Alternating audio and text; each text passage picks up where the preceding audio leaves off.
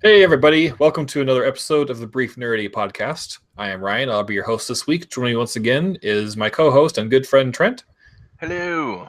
And is he even a special guest at this point, or just kind of another person on the podcast? I don't know. But Super duper special guest. Yeah, He's like Tommy from the original Power Rangers. You never know when he's going to show up, but when you do, you're excited. and he was always the best. He was always the best one anyways. Wow, that's the nicest compliment I've ever received. He's like Tommy from the Power Rangers. I aim low. Because I do remember that as a kid. You'd like turn on the new episode and then Tommy wouldn't be in it, and you're like, oh, come on.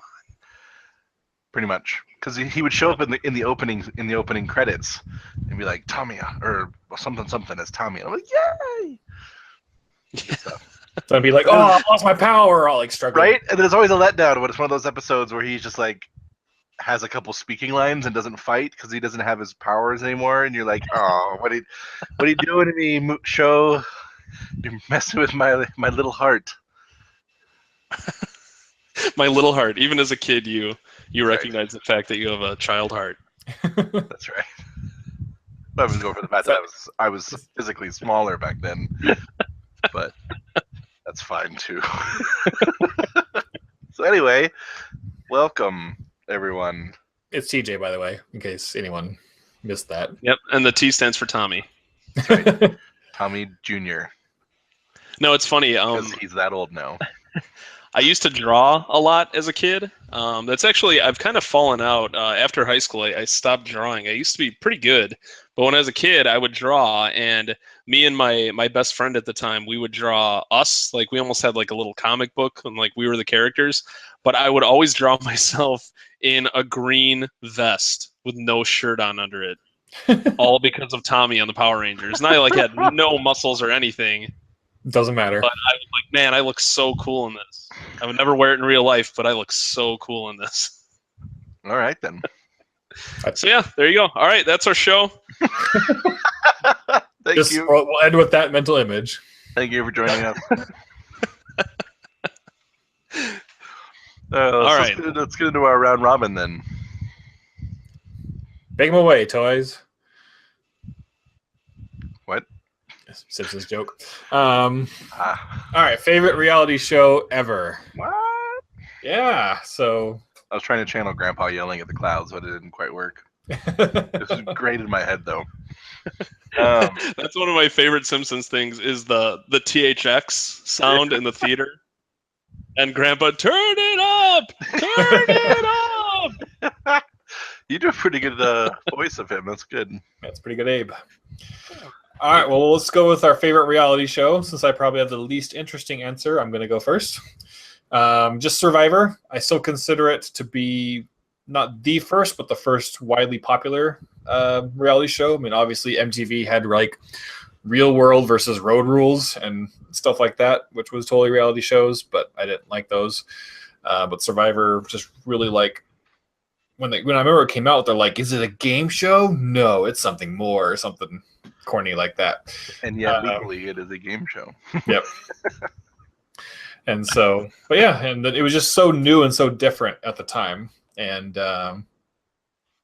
just I'll never forget the excitement of the first season and the seasons following, and obviously excitement as we've talked about with some of the later seasons. But I don't know, it was so fresh and so clean and new at the time, and so yeah, Survivor, awesome. Nice. Yeah, some of those early seasons, it's really interesting to watch because they're so different, but still very much the same. They have no idea what they're doing. Well, yeah, they're making up strategy as they go. It's pretty cool. You're pretty cool. How many seasons does Survivor have? What's it on now? Survivor, I just looked it up because I thought you might ask, is about... Oh, wait, no, that's the challenge. Just kidding. Survivor is about to start their 35th season. So you shouldn't have said anything and just be like, "Oh, season 35." I just knew that. But no, you had to ruin the magic. Ruin the magic. Lie to our legion of fans. There are dozens of them. Dozens. I mean, like the one Jeff he's the only fan that we have. Hey, I listen to the show. It's true. Do you listen to the ones that you're on too? Some of it. Whenever you're not talking, skip. Yeah, I take notes while we record. I just I don't mark know all if the you like me. I hate listening to my own voice, especially when it's recorded. I have a hard time listening to our own podcast. Really? Yes. Well, see, I have an awful Same. memory, so it's almost like listening to a brand new show. When I listen to it. I should probably listen to just like see how things, go. But I mean, I'm like, gonna listen to this one, and I'm gonna be like, I really like that Tommy guy. He gets me. I can relate. I feel like we have a lot of the same interests. All right. Why don't you go ahead and go next? Okay, I don't remember if I talked about this ever on the show, but my favorite reality show of all time, it was only on for one season. It was Kid Nation. Did I ever talk about this? Speaking of my horrible memory. I don't think so. Think so. I thought you were gonna say Legend of the Hidden Temple, and I was hoping that's where you were going, but Oh, man. Don't get me started on 90s game shows. You know this from the last time. I guess it's kind of a reality show, but not really. I guess not in like the modern definition. But Welcome to Okay. Hour 4 of the Brief Nerdy Podcast. So I'm really excited to tell you guys about Kid Nation. So I think it was on CBS or ABC, one of those stations, and they put a bunch of kids ranging from the ages of I think like 8 to 12, and they put them in an old western town and made them live. And like the kids just had to do the work, make the food, like create jobs and an economy.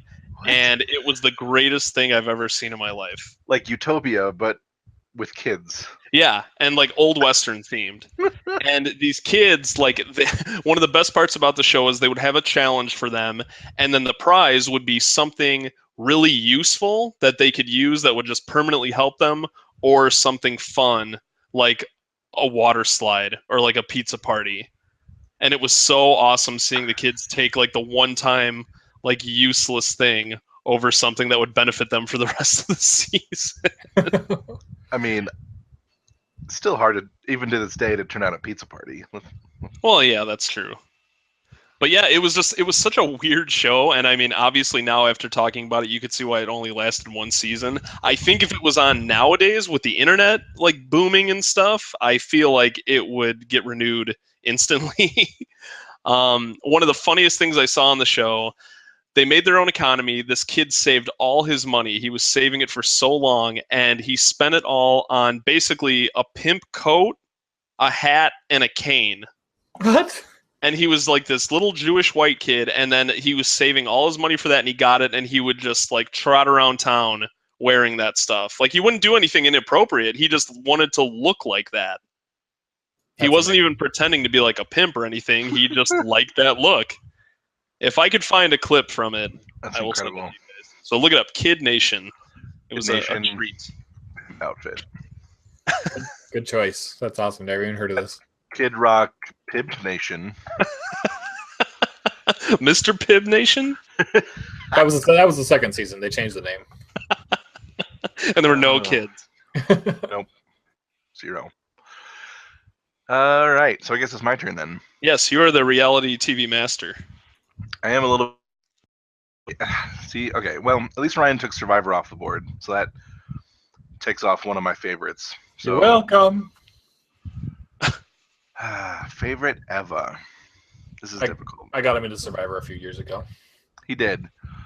I got into Amazing Race on my own, so it's up there. It's struggled a lot lately, though. I've heard that from people I know that watch it. The Bernie season was good.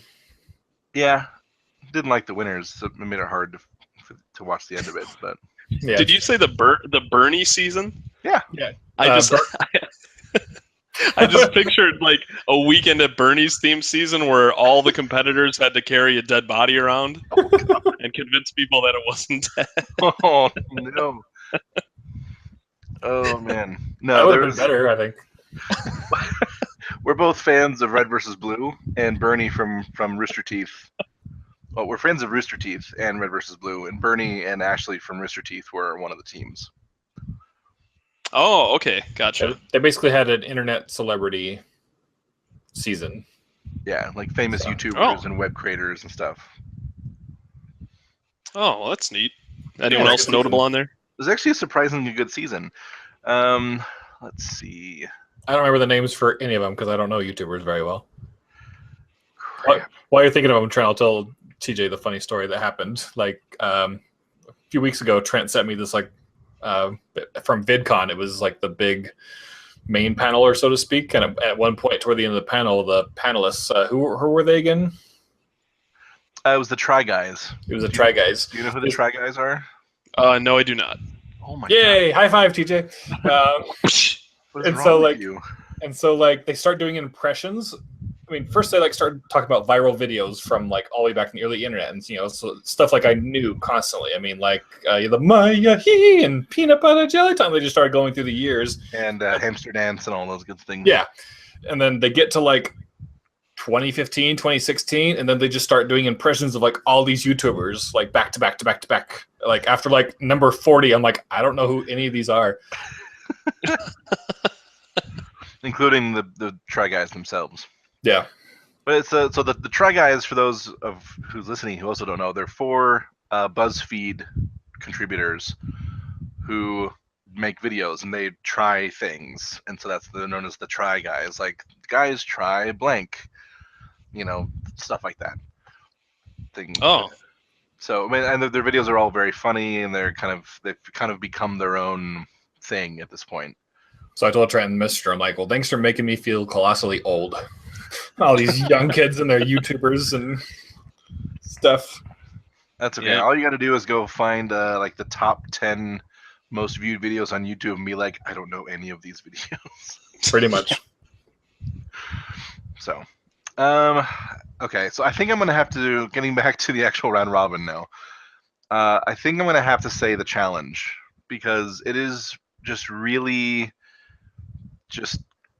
it's like the epitome of reality TV. It's trashy, it's a complete waste of time, but yet the competitions are still fun and the personalities are interesting, and so it's since it's on MTV, they can get away with being a little bit more non-family friendly than say Survivor, Big Brother, or Amazing Race. So yeah, it's super fun. It's how you use trashy to describe it in a good way. I mean, I'm being honest. It's what it is. It's people making bad life choices for my entertainment. Yeah, that's true. Definitely no fault, but it's just fun. Yeah. Especially after I learned it was on MTV. I'm yep, that's trashy. See? Just being honest. Hey, nothing wrong with dumb TV every It's now true. and then. It's true. True story. All right, well, let's get into what we were playing. Trent, get us started. So I'm still playing lots of Ark. Our server is up until at least the beginning of September. So that's been going fun. I got a griffin the other day. I didn't catch one. A friend gave one to me because he plays more. But they're one of the newer creatures, and they go into dive bombs, and it's really fun. Let's see. And just getting back into League of Legends again because I hate myself. Apparently. But no, I've just been playing with other friends, and so without randoms, it's a lot less painful. So yeah, that's what I've been doing. Nice. Well, I finished Hollow Knight. I really enjoyed it. Not nearly as amazing as Ori and the Blind Forest, but a good Metroidvania game. I'd recommend it for anyone who likes the genre.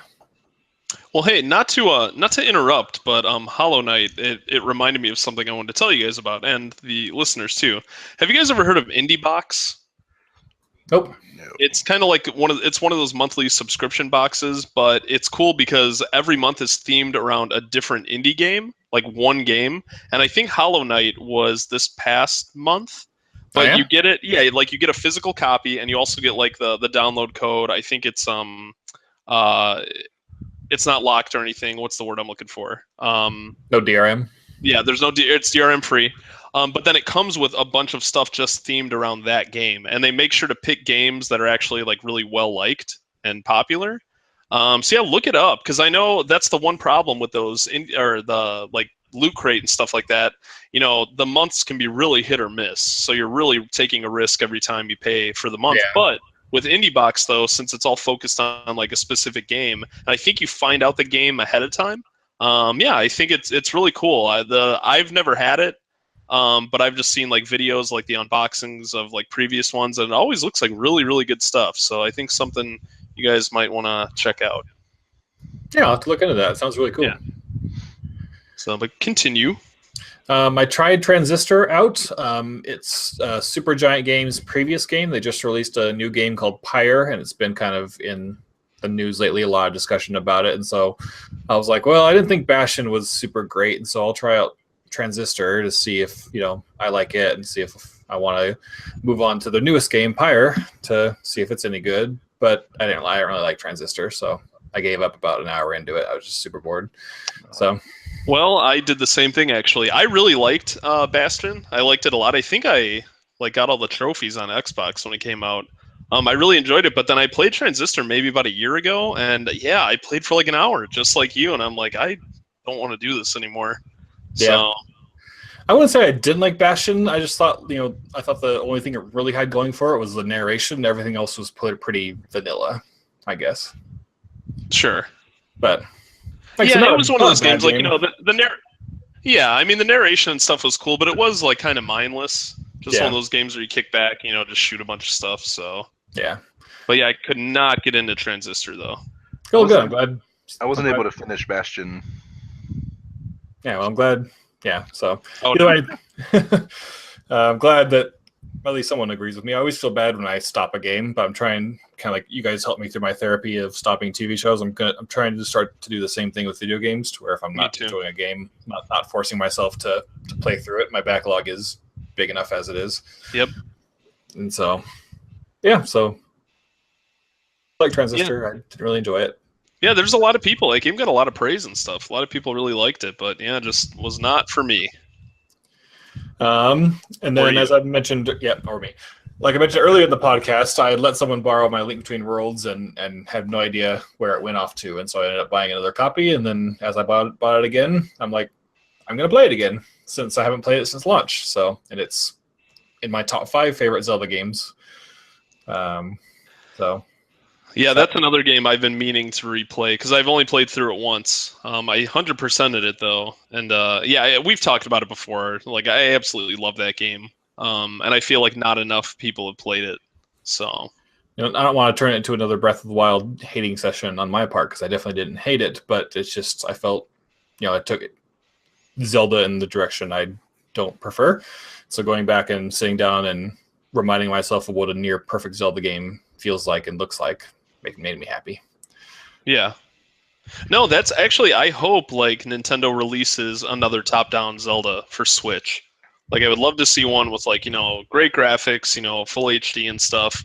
I would honestly even be happy if they ported over Link Between Worlds to Switch. Yeah, I'd buy it again. Yeah, I would absolutely buy it again. But yeah, I would like to see them do that with Zelda. Go like the classic, or like, 3D route, and then the next one classic, overhead view or whatever. Then, another full 3D one. It'd be cool to go back and forth, I think. Yeah, super awesome. I think they proved how successful it can be, and also it seems like that might be a model they're open to in general, with games like Metroid coming out in both on the 3DS and for the Switch. So who knows?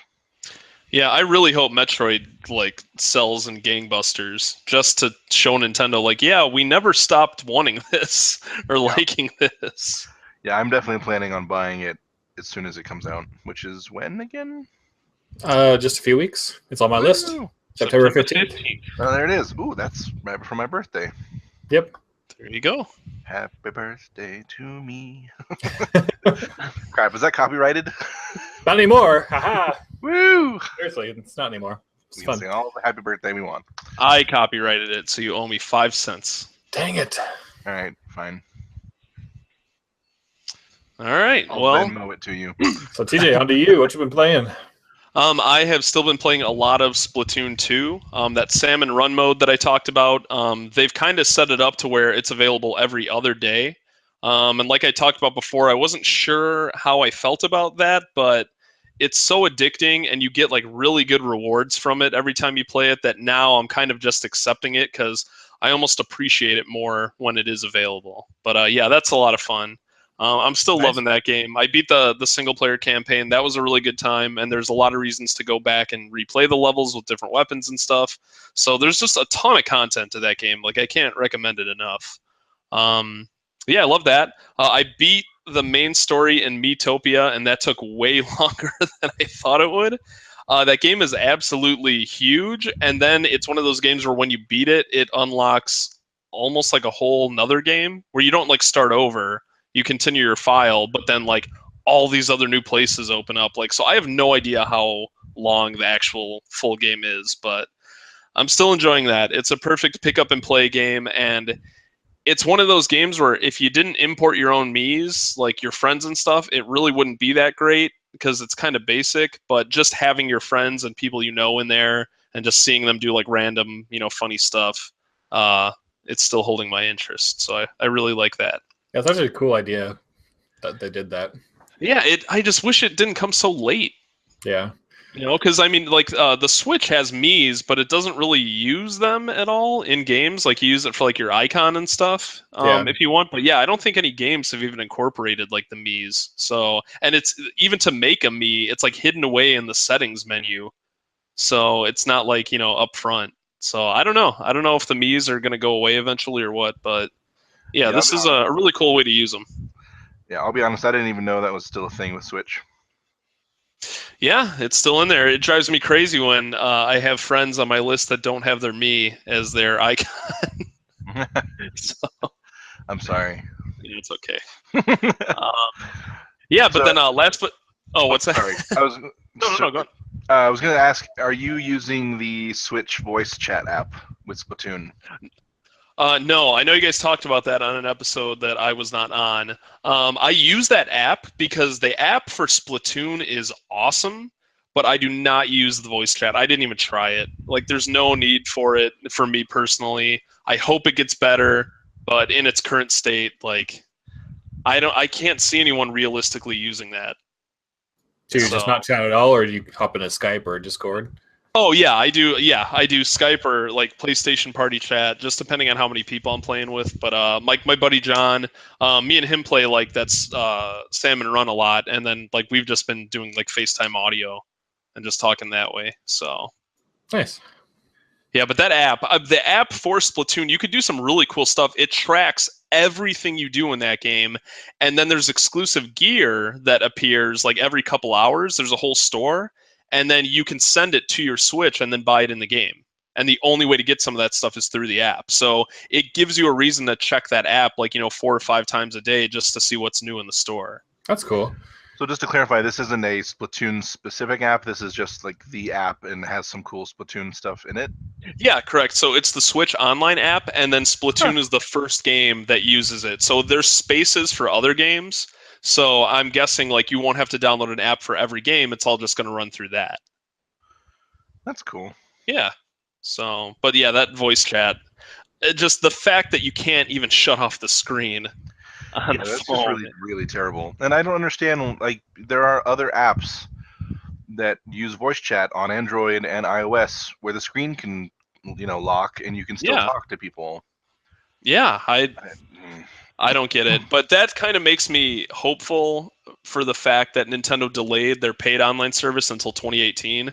Maybe they were making this and they realized like, okay, no one's going to want to pay for this, so we need to like fix this.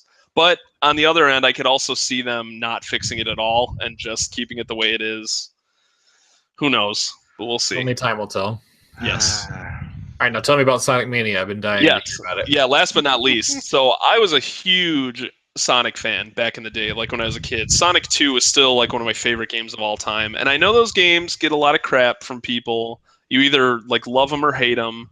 But I've always loved the Sonic series. And I could say right off the bat, I've only played the first 5 worlds, so about 10 stages, and I think there's 12 total. I already know that it's exactly what I've wanted from a Sonic game since Sonic and Knuckles.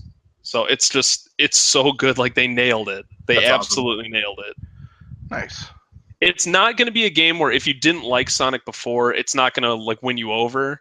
But if you loved Sonic before, like this game is like a dream come true. And it's kind of making me look at other companies being like, okay, like why don't you revive some of your IPs this way? Because it feels old, but they added so much new stuff to it that it doesn't feel dated. It's really, really good. I'm really happy with it. And what system is it on? It's Not on well, it console. comes out on PC. The PC version got delayed until the 29th of this month, but it's on consoles now. So Switch, Xbox One, and PS4. Nice. And Switch, I mean, that's a perfect Switch game because it does have 2-player. You can play as Sonic, Tails, or Knuckles. But yeah, and then the Joy-Cons. I mean, the game uses one button and the stick. So yeah, pop off the 2 Joy-Cons, get 2 people playing. I was really debating getting on the Switch first, and not to go all PC Master Race, but I'm so attached to having my library all in one place and it being basically infinitely backwards compatible. I really worry, that I'd either have to buy it again eventually, or I don't think any future Nintendo consoles will be backwards compatible with the Switch's digital library. Mm-hmm. So I thinking long term that. It's worth waiting the extra week or two to get it on PC. Yeah, no, that's fine. The game actually has a ton of content too, so it's not like really a one and done game. There's a lot to it. And one of the new, did you guys play the Sonic games when you were younger, or are you fans of Sonic? I'm a mediocre fan, I would say. I enjoyed them. I've never owned one. Okay. Because in this one of the things, because it plays just like Sonic 1 through Sonic and Knuckles, and even in the opening animation, which is just absolutely stellar, they're going up an elevator, and it shows floors 1, 2, 3, K, and M. So I think it's so funny that the horrible Sonic 4 that they released on consoles last, I think PS3? Yeah. And 360, the game was terrible.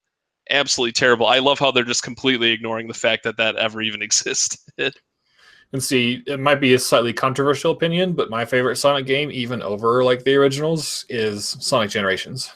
Oh yeah, Sonic Generations was good. I loved it. I mean, because I still like the 3D ones when they're good, and so I think that just perfected both 2D and 3D Sonic into a single game. Wasn't there one where he turned into a werewolf? Yep. Gosh. Yes. There's one where he was a knight in Camelot's court, and was that number 4? No, it was just I don't remember what it was called. It's so funny because they called him a werehog, and I'm pretty sure it was werehog, and that doesn't even make sense because that would mean he's turning into a pig. Yep. Or it's because a human turning into a werewolf, they're turning into a wolf. So he's a hedgehog turning into a hedgehog. Or a hedgehog turning into a pig. yeah, that's like me turning into a wereman or a wereboy. Wereman.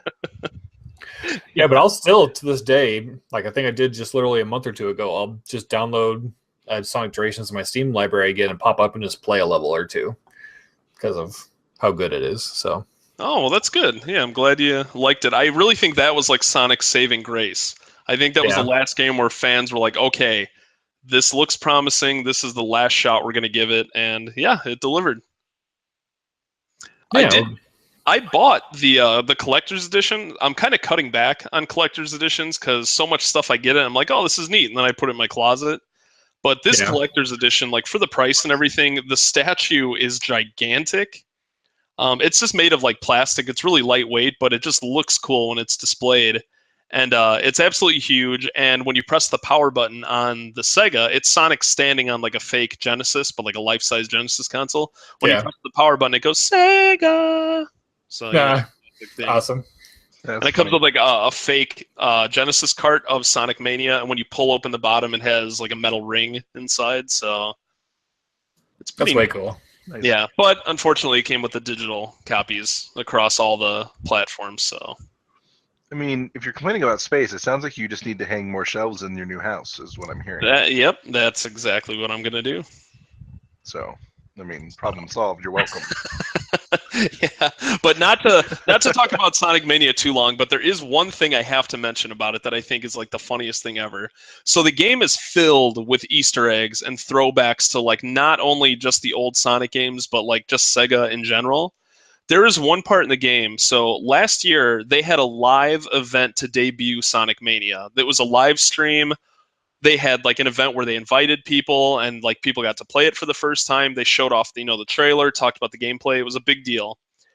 When you tuned into the live event, the audio was like broken and there was a constant hum the whole time. So you can hear what they were saying, but it was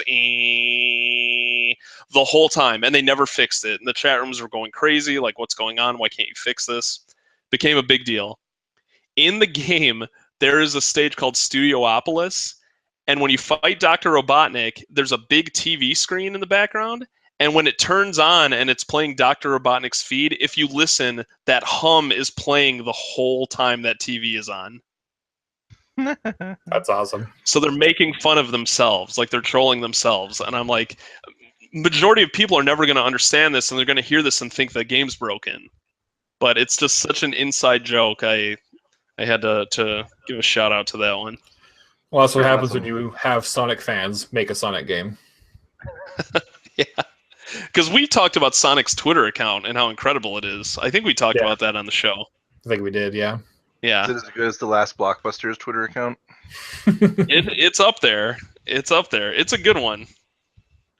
Nice. All right. But yeah, enough about Sonic Mania. I'm sorry I rambled. That was a long time, but no, it's okay. It's good.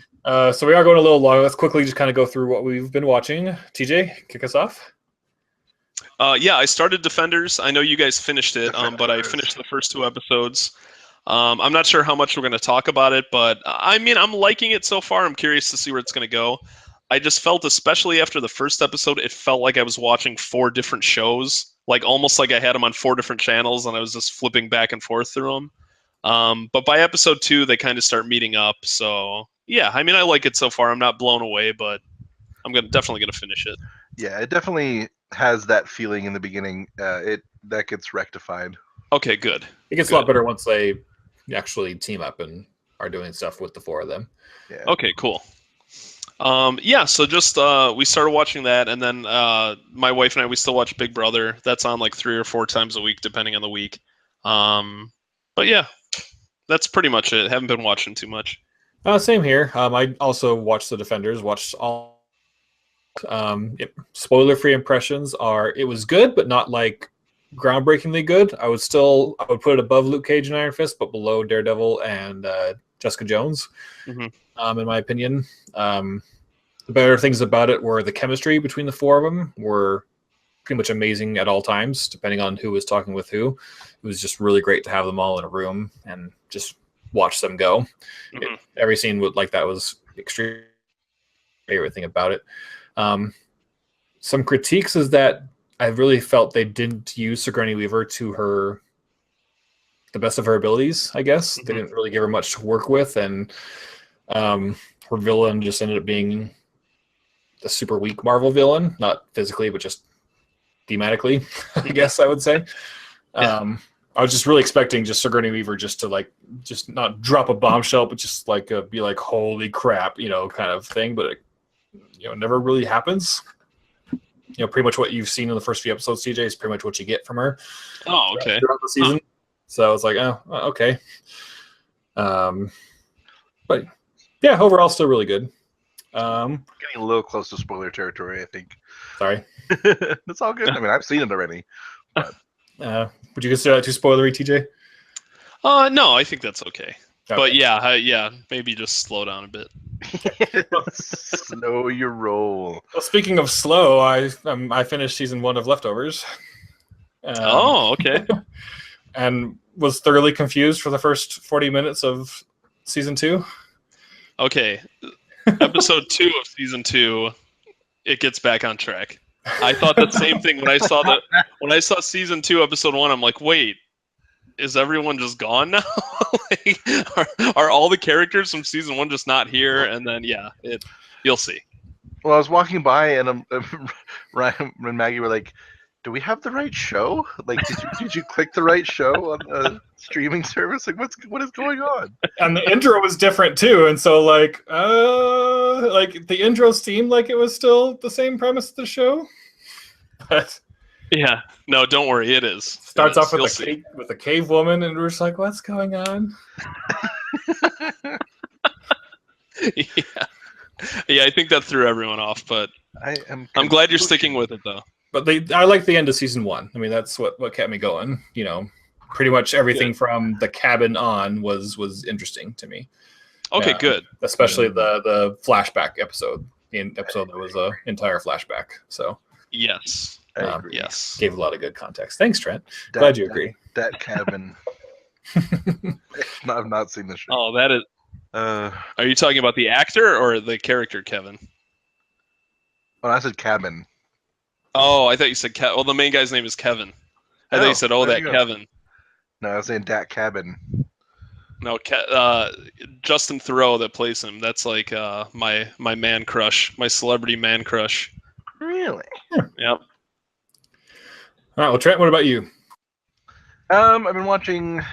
I cut down on Big Brother because I'm still angry, and in protest, I am watching only the eviction episodes on Thursday and letting them do the previously on to catch me up. Oh, wow. And then I check the Joker's updates every other day or so to see like who's being nominated and who's winning the veto and all that stuff. So I'm so frustrated with the way it's going, and it's basically Survivor Redemption Island at this point right now, and like Boston Rob is destroying everyone. And except that like Boston Rob at least was really cool in Survivor and like had a presence about him, and Paul's just really loud and annoying, and so I'm so tired of him getting everything he wants. Yeah, it's a very strange season so I would far. literally I would be okay with Josh winning over Paul at this point, and I hate Josh. So that tells you where my head is at this point right now. Yeah. So beyond that, I've been trying to catch up on the Vampire Diaries final season. I've got like a little bit less than half of that left, and then going on to the originals, which is the spin-off season from this last year. So those are the shows I'm watching at the moment, but nothing too exciting. I'm excited for the new shows to come back. There's quite a few that I've apparently just kind of given up on because I have no time. Are you excited for Young Sheldon? Oh no! I think that looks terrible. F me. I don't like Big Bang Theory that much to begin with. Sheldon is very funny, and that actor is one of a kind. But from what I've seen, like the kid is just really annoying. Like he's everything I hate about child actors. Yeah.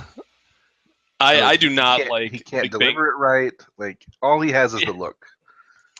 Yeah, I do not like Big Bang Theory at all. Like I despise it. Yeah. High five, TJ. Yeah, my wife made the joke. She's like, "I get it. They're nerds. Like that's the whole show." Yeah. And it's like I don't know. Like I'm into plenty of nerdy things. Like I mean, this is the Brief Nerdity podcast. Like I think the three of us can all attest to our nerd knowledge and whatnot. And I can't say I know anyone that is like any of them. No. Well, that's the thing. It's like so many of my less nerdy or non-nerdy friends and family are like, "Oh, you should don't you love Big Bang Theory? Like, it's about nerds. Like, you should love it." Like every now and then, there's like tiny little nuggets that are funny, like rock paper scissors lizard Spock, or like Sheldon going on about like the Xbox One versus the PlayStation 4. Like every now and then, it's funny and like it's a joke that like only nerds would get.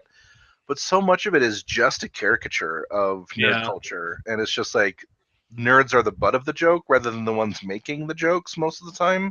Yeah. And so I'm like, no. I mean, no. And just with how different like modern nerd culture is, like I feel like they can really do it right, but that show just does it totally wrong. Yep. So yeah, from what I've heard, I haven't seen either of these shows, but like the IT Crowd and Silicon Valley are much better, like nerdy comedy shows.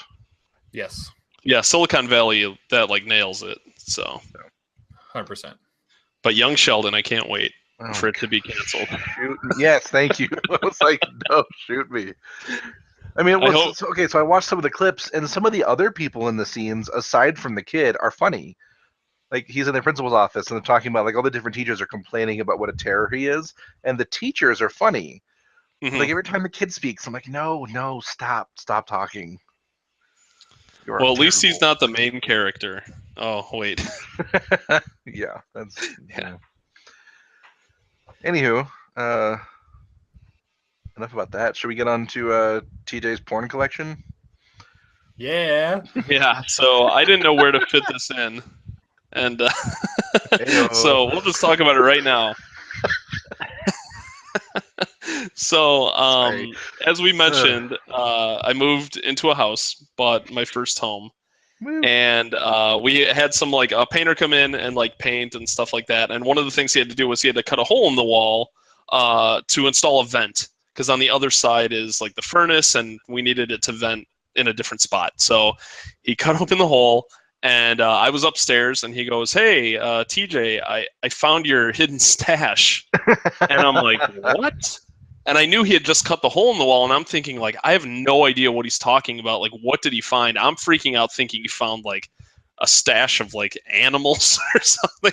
Like, I don't know. I did not think of a giant stack of Playboys that he found hidden behind the wall. They are from the years, like, the early 2000s, so they've been back there quite a while, unless Nice. someone likes semi-vintage pornography. Yeah. Early 2000s porn is best porn. Yeah.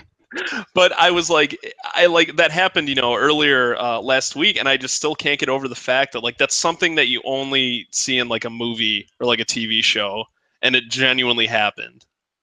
And interesting story, kind of like play off of this. When the carpet guys came in, they took the doors off in my office and they set them like, in another room. And my wife goes, "Hey, look, there's writing on the back of this door." And it said a name, like in little kids' writing, it said a full name, first and last name, and then was first to live here. So I'm like, oh, okay. So I did some internet research on Facebook and I actually found the girl that wrote that. And she's 34, so she's just a little older than me. And I Okay. was talking to her on Facebook Messenger, and yeah, this was her childhood home. Her dad built this house.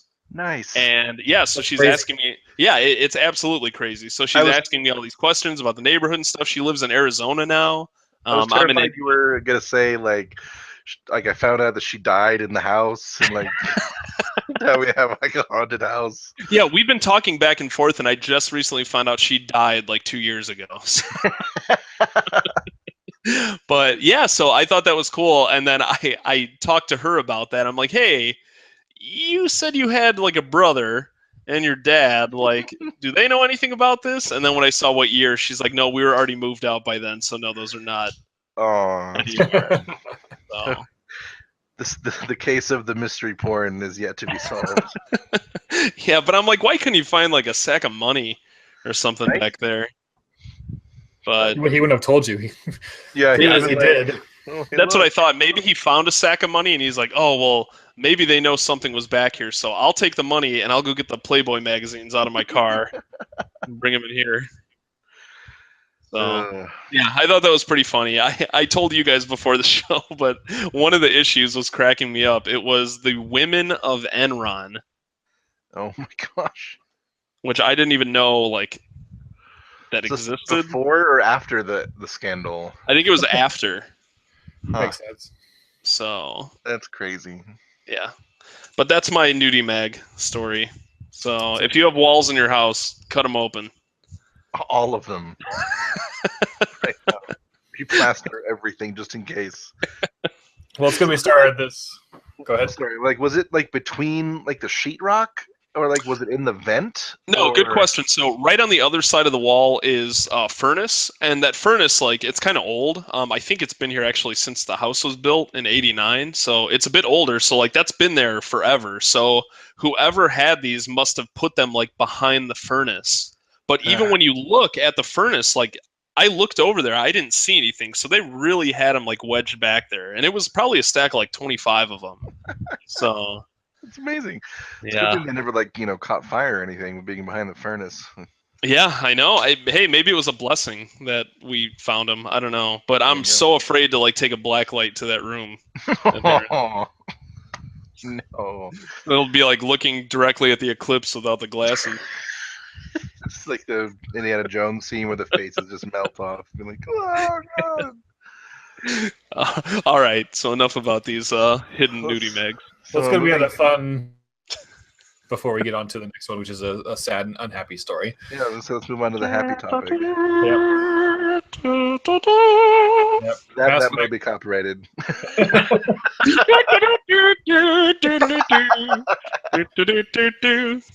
Well, BioWare released a statement this weekend. It's short enough that I'll go ahead and just read all of it right here. It says, since the release of Mass Effect Andromeda, we worked hard to address feedback from our community. From improving animations to expanding customization options, we looked to respond to your concerns and build on what you loved. With each patch, you let us know we are heading in the right direction. We are grateful to everyone who joined us in this journey. We're proud of what we created and hope you enjoy it as well. I'll skip forward. Our last update, 1.10, was the final update to Mass Effect Andromeda. There are no planned future patches or single-player or in-game story content. In the coming weeks, our multiplayer team will provide details on their ongoing support and upcoming content, including new multiplayer missions, character kits, and what's in store for N7 Day. We appreciate all the millions who came with us to the Andromeda Galaxy. Hope to see you again in the Mass Effect universe. So, yep, it's official that Mass Effect Andromeda is no longer being supported for single player, and we'll have a little bit of support there for multiplayer. So no DLC, no story, no resolution. Man, in the game. Right. They said that their open story threads will be resolved through comics, novels, things like that. So like the missing arc and other things like that, but. Yeah, you didn't play TJ, but it's like there are 3 or 4 like pretty blatant cliffhangers that were obviously setting up for sequels and DLC that are unresolved at this point. Oh, jeez. And so, but like I said, there's some silver linings here that made me really, really happy. You know, first one being is that they said, you know, that like Trent said, they will wrap up those storylines through comics and books, which makes me happy because I read all the comics and books anyways. But knowing that, you know, those threads aren't going to be abandoned completely makes me a little bit happy. It makes me a little bit happy. A little bit happy. Yep. And there were a couple of tweets that went out kind of around the same time as this post. One that said, with Casey Hudson back in BioWare, believe me, it's not the last thing we have seen in Mass Effect. They will be back with a vengeance. Then Casey Hudson retweeted that with also adding, yes, I love Mass Effect too much not to work on it again in the future. Thanks for the support. It means everything to our team. Yeah. So, and just at the end of the statement basically said, you know, we'll see you again in the Mass Effect universe. So there will be future games after it probably has a cooling off period to let the brand kind of return to like nostalgia stage rather than like to get the Andromeda taste out of people's mouths. So we're pretty clear that they're just abandoning Andromeda completely, even when they bring it back in the future. It's definitely not going to be Andromeda 2 or anything. Yeah. So I think they're going to go Mass Effect. Oh, go ahead. Well, I'm going to say, I think you should share your theory about how a good kind of return to the series would work. What you told me the other night. Which one? I've had a lot of thoughts recently. Well, I think it's really going to go one of two ways. I mean, either they'll end up with a reboot, an actual complete reboot, or they'll just do Mass Effect 4. But first off, you know, they have to give it some time. They have to let the bad Andromeda taste leave people's mouths and let people, like Trent, you said, people get nostalgic and the love for Mass Effect kind of start coming back. I think around that time, EA, even though they're pretty staunchly against releasing remasters, they'll release like a trilogy remaster for either the PS4 generation or PS5 generation, whenever that is, just to remind people of what the love for Mass Effect started as, so to speak. And still to this day, there isn't a complete like Game of the Year edition pack that has like all the DLC. If you buy the games, you still have to buy the DLC individually, which is dumb. So for them to finally release a big pack like that would be huge. And then I would pay a good amount of money for a remastered trilogy with all the DLC from all 3 games. Yeah, I think that would, and you do it 2 or 3 years from now, and get everyone really excited about Mass Effect again, and then 2 or 3 years after that, you know, release the next game. Yeah. So I think it's either going to be like an alternate timeline story, and then kind of like the Star Trek reboot, or Mass Effect 4, where they would have to pick a canon ending to the original trilogy, which a lot of people like whine about. But I think for me anyway, that's a small price to pay to have Shepard and or his or her crew back. Yep. Well, I know I didn't play the series, but I know you guys love it. All I can say is at least you got another game, because I just think of how much I love the Silent Hill series and getting PT and then finding out that is canceled. Like, imagine only getting Mass Effect Andromeda in a demo, like a 2-hour demo. It's true. And then going, oh, great, I can't wait for this. This is like taking Mass Effect in a whole new direction. Like, this is going to be probably the best one yet, and then have it never be released. And not just that, but to survive bad game after bad game after bad game release. Yeah. Yep. Yeah. So, yeah, I definitely feel like, we Mass Effect fans have been lucky that, 3 out of our 4 games were not only good games, but just masterpieces in gaming as a whole. And Andromeda still wasn't a bad game. It just couldn't live up to the quality of the originals, and it was its downfall. Well, and I think it got a really bad, negative hype train attached to it. And it became a thing. It became the internet's punching bag for a few months. It really did. It's really hard to get over that. And, if you're looking at it from a business standpoint, EA is looking at this thing like it's poison. And I can understand why they decided to cancel it, but I sometimes worry, do you guys think that studios are cutting games and entire franchises like this a little bit too quickly these days? You look at Dead Space and now Mass Effect and other series like that. What do you guys think? Yeah, that's a really good question. I don't know, because I assumed that this game was gonna get some sort of additional content at some point, and I know that's what they had planned. But I thought they were gonna go, okay, well, it maybe didn't have the best launch. The sales numbers aren't the greatest, but maybe we can release some DLC that'll really get people back into it. Kind of like what they did with Destiny. I know you're playing through it, Ryan, where it started off just kind of mediocre, and then the additional releases later on made it a lot better.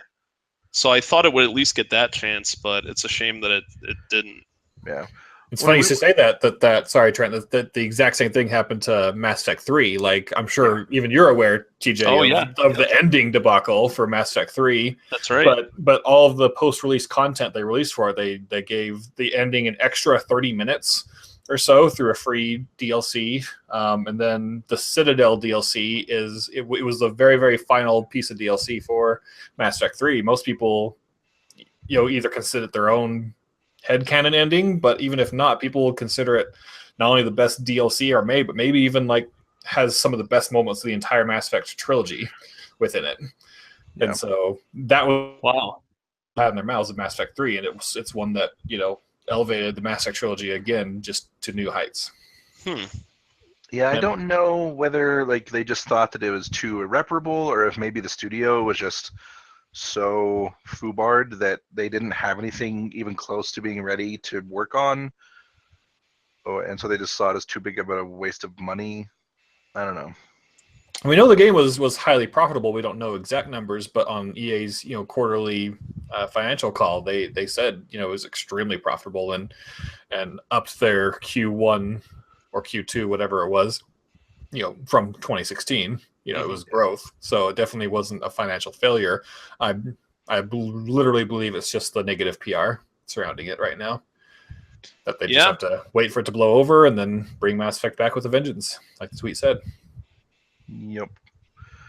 Someday. Well, speaking of fixing broken games, I wanted to ask you about this, Ryan. So you played through Yooka-Laylee, you loved it. I played through it. I really wasn't too crazy about it, but I know recently they released a whole big update that fixes a ton of things. Yeah, I heard about that. Did you get the chance to try it out or no? I haven't, and honestly, I probably won't until I maybe someday go back and play through the game. I mean, I 100%ed it, and so unless they release new content, actual DLC content, I probably won't touch it again for years. But okay. Because I know they fixed the camera and stuff like that, even things that would probably be noticeable even if you just jumped in and just messed around for 10 minutes. Yeah, maybe I'll do that just to let you know. Yeah, if you ever get the chance, because I'm really curious to hear, because I know you loved it as is, so I want to see if they really did improve it even more. Yeah, I'll check it out. I'll let you know. Cool. Ask me next time we're on the podcast together. You got it. All right, well, moving on from Mass Effect and ukulele, two things that breaks people's hearts. Going on to the HTC Vive. Now that I just purchased one, they decided to drop it down to $200 or drop it down $200. I was like, it's down to $200. Oh, that's where the broken heart. Sold. That's where the broken sold, heart fits in. sold. I'm like, what? Whose heart was broken because I was saying your heart was broken for ukulele, and my heart was broken for Mass Effect, and we were moving away from. Oh well, no, but you said speaking of broken hearts, but your heart is broken because you missed out on saving $200. Yeah, I was just about a month away from saving $200. Yeah. Shucks. That's okay though. I mean, I knew that would kind of happen, and I told myself as I bought it, I'm like, it's probably going to get a price drop very, very soon. We're kind of at that point where VR is kind of hitting a lull in popularity wise, and so they're probably going to at least price drop it to get more people active and involved. So regardless, it's just like the fact I paid $500 for my original Xbox One with Kinect, Yeah. and I've probably only played 5 games on it. So, yeah. And so it just happens, I think, whatever. So I'm an early adopter. I paid that tax, but I still think it was worth it at the full price I bought it for, based on the quality of experiences I've gotten it so far. And that's what matters. Definitely have had more fun introducing people to VR than have had use playing it myself, so to speak. Like I've probably introduced a dozen people to it, started them off small and showed them little demos and things like that, and just like the reactions are just priceless. And it's so much fun. Yeah, it is really fun. I'll be honest, I've been able to play with it now. It's crazy how, like, I don't know, I still use the same example of like someone handing you the controller and you're not actually seeing it, you're seeing like a representation of it, but you still just reach out and grab it as if it's just right there in front of you. It's very, very cool to see, and all of even with $600, I don't know if I would still buy it at that. Well, for me, I buy consoles. Like I said, I bought the Xbox One for $500. I just bought the PS4 Pro, an upgrade from my PS4. I think for $400-ish or something. So for me, it's just another console. And if the Vive was a console, then I would be on board with that. But it's not. It's a monitor you strap to your head and a couple of controllers. Yeah, it's true. I mean, because you still have to have a machine powerful enough to run it, which if you don't have one of those already, could be another $400 to $800. And yeah, I would be hard to me to recommend it to someone who doesn't already have a gaming PC. Right. And a new enough gaming PC that it's strong enough to run it. Yeah. So definitely ditto for that, but for me it was, just that much of an investment to get more of it. And there's still lots of games I'm excited for. I've talked a lot about how, Doom has been one of my favorite games in the past few years. The 2016 reboot of it, and the fact they're making a VR version of it, I'm ecstatically excited for it.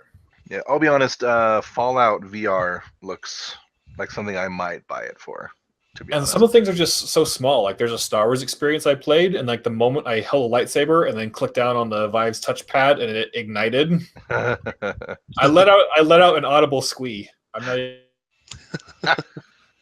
And I started writing my name on the floor, with it, because it's burning into the ground and stuff. I was like, okay, this was worth the price of admission alone.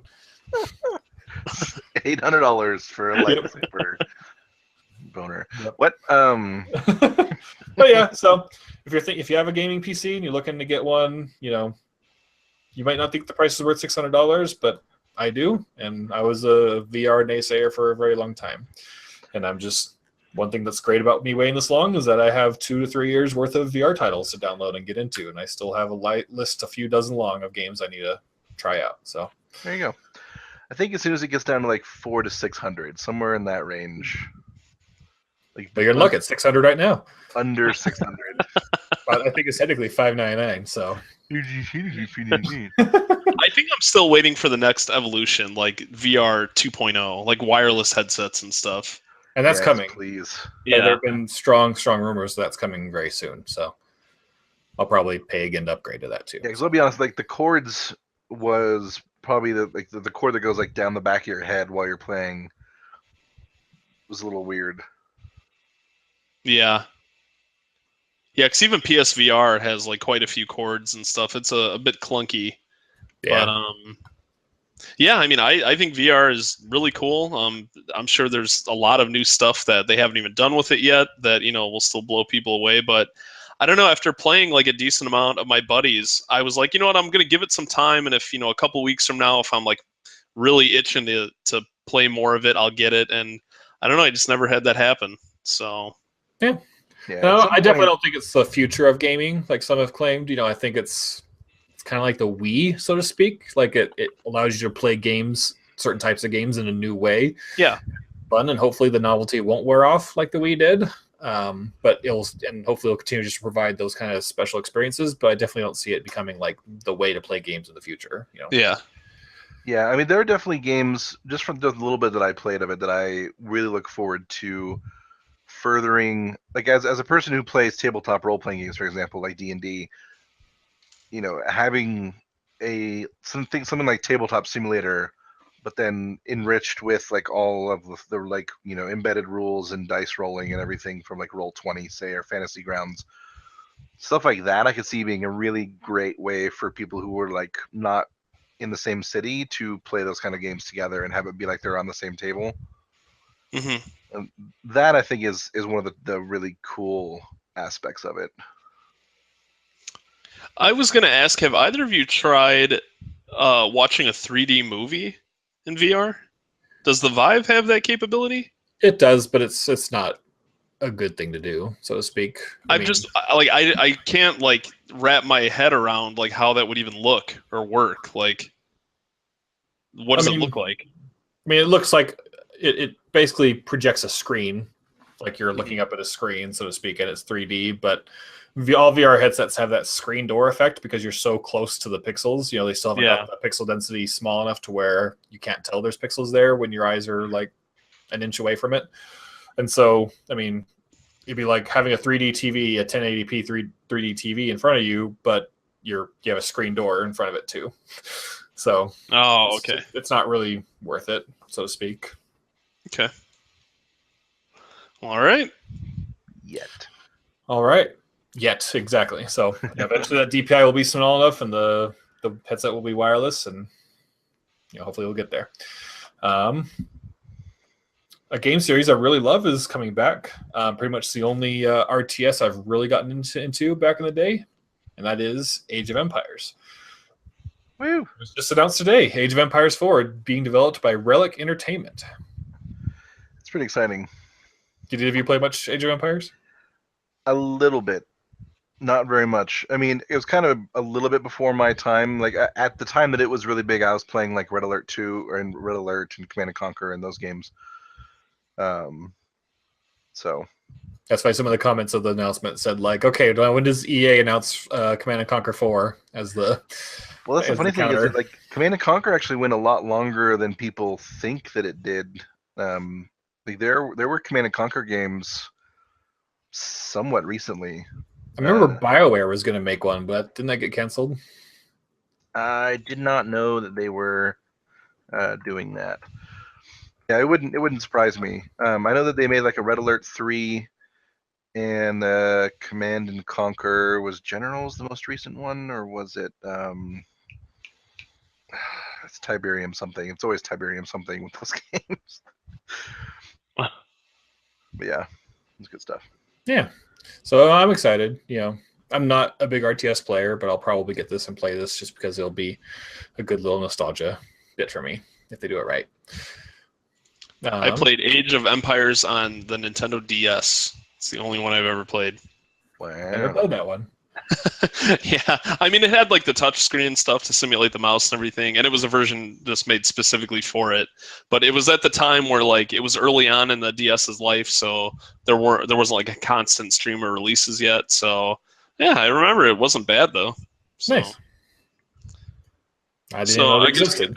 I guess you could say I'm a mega fan. Speaking of awesome PC releases, the PC is finally getting Final Fantasy 15. I heard about this. I think you. Yeah, I think it's a fantastic thing. I mean, I've obviously heard mixed things about Final Fantasy 15, but the big thing here is that when another third-party developer starts releasing their games on PC, that can only be a good thing for the PC market as a whole. Yeah. Now 15 is the most recent, like the road trip one, right? Yep. Okay. Correct. I've actually heard that they've actually been making the game significantly better overall through updates. Like, Yeah, I've heard that also. they Yep. haven't just like let it go and let it be like how it was when it was released. They're taking in people's feedback of portions of the games they like and disliked, and actually updating the game as if it was a multiplayer game, but updating this single player game to make it better.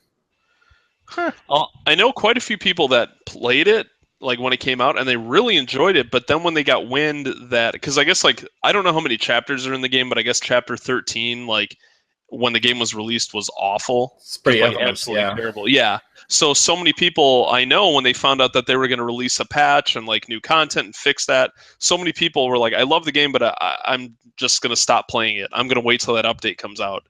And then the update came a little too late, so it was hard for those people to get back into it. Huh. So, but I don't know. I heard it definitely fixed it though. And maybe this, if it sells well, they'll release Kingdom Hearts 3 and the Final Fantasy VII remake on PC. Yeah. Well, The Final Fantasy VII remake. I thought the Final Fantasy VII remake was already slated to come to PC. They haven't said specifically. They've just said it's coming to PlayStation first. That's all they've said. I'll be surprised if it comes to anything. Shots fired. It's true. I just think it's so funny how the developers of that game said, we can't just remake the original because it's too big. It's impossible. That's I know, right? crap. Yeah. Well, it's the same people that took like 20 years to make Final Fantasy 15. So I don't have a lot of faith in their project management inside Square Enix. Yeah. What's the solo the single player one that you played when we lived together in college? Was that 12? 13? 13. Yeah. I'd like to see a couple of those come to PC because we have ports now for what, 7, 8, 9, and 10 on the PC. Mm-hmm. And I've played all of those. I haven't played 10, but I would love to see ports for 12, 13. Yeah, just those two, I guess. The other two are MMOs. But I'm pretty sure Final Fantasy 13 is on PC. Really? Yeah. What? It wasn't at the time, and yep, Maybe it's here. They must have released that the same year as the Need for Speed movie. Yeah, Final Fantasy 13, 13.2, and 13.3 are all on Steam. How about 12? I don't think so. Ah, What about 11? Is 11 on there? I think 11 might be on the PC. Yeah, it looks like 12 is the only one missing right now. Nice. Ha! I was half right. That's okay.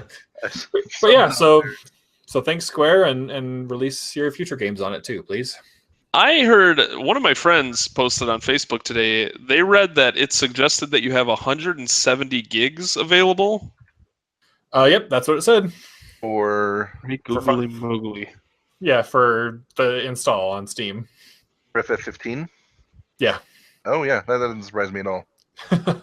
What's the biggest game that you guys have? I don't know. Freak. I don't know. I have to look. All right. I'd say it's probably like the Division, sitting around 60 to 80 Okay. at this point. That's probably a good guess. Yeah, because I mean, I'm not a PC gamer, but on PS4, I think Doom with the updates and stuff was like 80-something gigs. Yeah, most PC games at least come with the 4K textures. Mm-hmm. Yeah. So Let's see. Ark Survival Evolved is 102 gigs. Oh, wow. That's probably my biggest one right now. Huh. So, I mean, Ark is also very, very resource intensive and not terribly well to this day optimized. Yeah. So, yeah.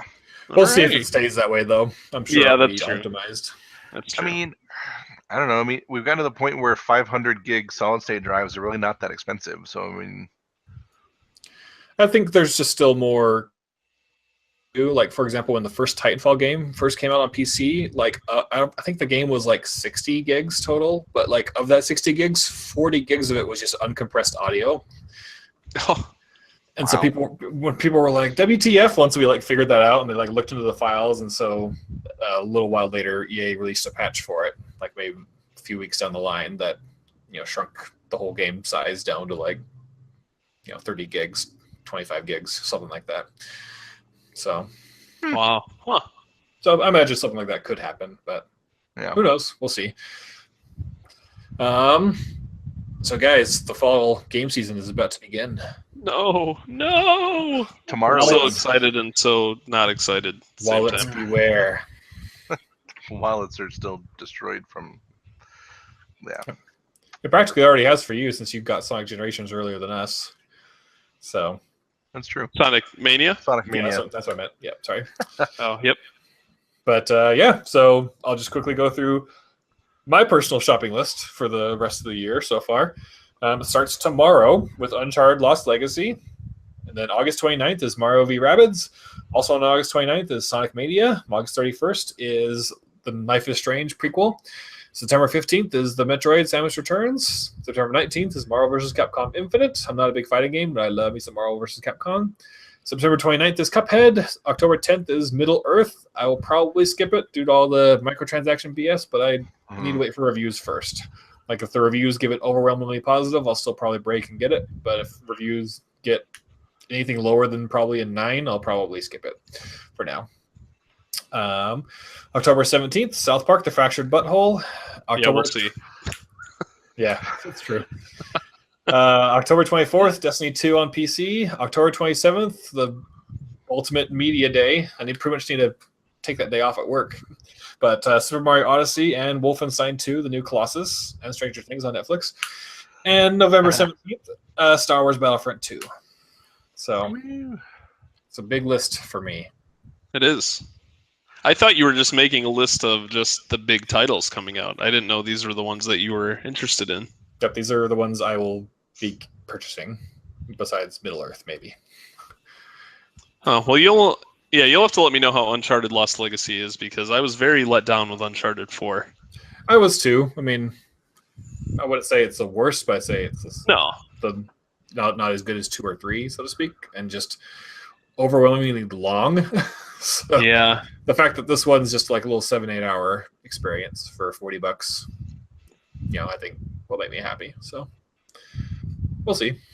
Yeah, I mean, I've heard good things, so yeah. But either way, it's just the appetizer before Mario v. Rabbids, right? Wait, what's that? Yeah. It's just the appetizer before Mario and Rabbids. Yeah, I've heard nothing but good things about that, surprisingly. I think it was almost a blessing that game leaked. Yeah, we talked about that. Oh, we did? Okay, yeah. See, memory. Bad. That's okay. Well, just like I said, it just made everyone expect the worst, but then when we actually saw it in action, it looked amazing. Yeah. So. Yeah, I can't believe it. Yeah, man, the time is just flying by. Because I remember thinking, like, oh, that's not that far away, but it wasn't that close. And it's like, now it's next week. Yep. So. Yeah. I'm probably most excited for Mario v. Rabbids, Metroid, and Destiny 2 and Star Wars, and Mario. Those are probably my... just those 5. I don't know, man. That Battlefront 2 Space Battle trailer that came out this week. Well, I said Star Wars. Oh, okay. I thought you corrected yourself. But okay, yeah. So. No, I would. Well, we should talk about that trailer, because I would, like, just from based on that trailer, I would buy that game just for the space battles. Mainly because I'm not terrible at the space battles and don't die in 30 seconds. Pretty much. But no, like Battlefront 2 is looking, again, I'm kind of worried there's microtransactions, and so I was just complaining about Middle Earth, but it's a little bit more excusable in a multiplayer game if they're really giving us free DLC maps, which they are. Right. I just hope it's not pay to win, which the indications say it might be so far, but undecided. Yeah. Either way, I mean, I'm terrible at it anyway, so I'm going to probably lose and die the majority of the time, but just being in that realistic of a Star Wars environment in every era is just like, I don't even care. I'm buying it, and I'm buying it for the solo player campaign too. Yes, so much yes. Yes. You played? Did both of you play Life is Strange? I did. No, is that like the non-Telltale Yeah. game? Yeah. I've heard really good things. It's really good. I thought it was so. My friend Levi raves about it, so it's on my list of things. I cringe a lot because it is so much like, how do you do there, fellow kids? Like, so much. Oh, Yeah. Meaning, like, this is really what kids sound like? No, this isn't what kids sound like. how do we know? We're 30. Yeah, it's what 30-year-olds think kids sound like nowadays. To give you an idea of what it is, but no. And I don't know. I thought the story fell a little flat towards the last few episodes. But And ending things is apparently hard for people to do. apparently. I've been noticing that a lot here lately. It's driving me crazy. Well, TJ, you and I could talk about this more at Yeah. some point, so we don't spoil Trent. But Yeah. That's right. I think the most shocking game on your list here is Marvel vs. Capcom Infinite. I can't believe you're going to buy it. yeah, I mean, I loved 2 back in the day, and 3 was a fun romp, so to speak. And the fact they're doing like kind of a hardcore story mode, kind of like the Mortal Kombat games, I think can be really, really fun. The fact that Sigma and Brainiac have combined into a single being. No, it's not Brainiac. Freaking Brainiac is so DC. Not I was gonna wait for you to catch it. Yep. So. Ultron. Yeah. Mixing together seems like a fun, and just the fact that there'll be cut scenes with Marvel and Capcom characters interacting just seems like fun. I won't get hardcore into it. I'll probably just get it and play through the campaign. So maybe not purchase, but maybe a red box. I'll probably do what I did with Injustice and just watch the cinematics on YouTube. Yeah, see, that's what kind of threw me off. That's why I wasn't expecting on your list, because I know you guys did that. I would have either purchased or done something with Injustice if it was on PC. Oh, okay. But the fact that it wasn't on PC made me like, okay. That's fair. And I don't know why it wasn't. Like, it seems like fighting games would be a perfect port for a PC. I think WB was literally just mad about all the Arkham stuff. Well, I mean, if they hadn't done a shit PC port for Arkham Knight, we wouldn't have any problem. Yeah, but that was the first game after the Steam refunds came out. Oh. And so like yeah. So I'm pretty sure it was So I mean, it's not our fault. It's definitely their fault. But I'm sure that's just what people assume. That WB was just kind of butthurt about it and was just like, well, fine, we're not going to release Injustice on PC now. So it's like, all right, well, Injustice. Cut off your nose to spite your face. That's fine. Yeah. Yeah, Injustice for me, that was kind of like with like VR, where I was like, you know what, it's out. I'm gonna give it a couple weeks, and if I still want it, I'll get it. And after a couple weeks, I like completely forgot about it. And that might happen to me too, especially if reviews are just mediocre. I'll probably skip it. Well, did you play the demo? I didn't. Yeah, there's a demo. I have it on PS4. Something just feels off about it. I'll see it's available on PC. Still Marvel take a look and see. Yeah, Marvel vs. Capcom Infinite. It lets you play as like a decent amount of characters. Like it takes you through some of the story. But yeah, I don't know, something just didn't seem right. And then a lot of the characters they brought back from 3 are like they feel identical. They look and feel identical to how they did it. It almost feels like you're not playing a new game. So I don't know. We'll see. Well, fine, I'll just take it off my list now. Gosh. Take it off! No, I mean, it honestly is probably the weakest one on this list. I mean, and for pretty much all of these on my list, like, it's all pending on reviews. Yeah. Minus Mario Odyssey and Battlefront. Well, speaking of that, with Cuphead, I almost feel like, even if the game's awful, I feel like I just have to buy it because that game just looks incredible. Yeah. It's the visuals. Like, I've never seen a game that looks like that, and every time I see new stuff, I'm like, I don't know how they pulled it off, but they nailed it. So, do you have a co-op buddy for it? Is it online co-op or no? I'm pretty sure it is. I can check. Okay. But... Well, why? Are you implying that you would like to be my co-op buddy? Maybe. Well, I don't have Xbox Live, though. Ah, dang. So, maybe I can get a free trial or something when it comes out. Cue the romance music. Will you be my co-op buddy? Moving on. There's a lot of good games coming out, but there are. We'll see which one of them are good and which ones we get in the long run. But I honestly can't think of any that I would say that weren't on that list. I think the only thing I left out was like Call of Duty. Which I'm actually What? kind of excited about that. You're not getting Call of Duty, Ryan? I know, right? I am shocked. I'm actually a little I'm bit actually- more shocked that TJ's I'm- wanting to. Well, my favorite Call of Duty was World at War. I just love the World War II setting. So, like, to see them bring it back and add, like, modern, like, takes, like how they said you don't regenerate health. Like, now you need to have a medic around to heal you and stuff. Like, I think that's cool, the direction they're going in.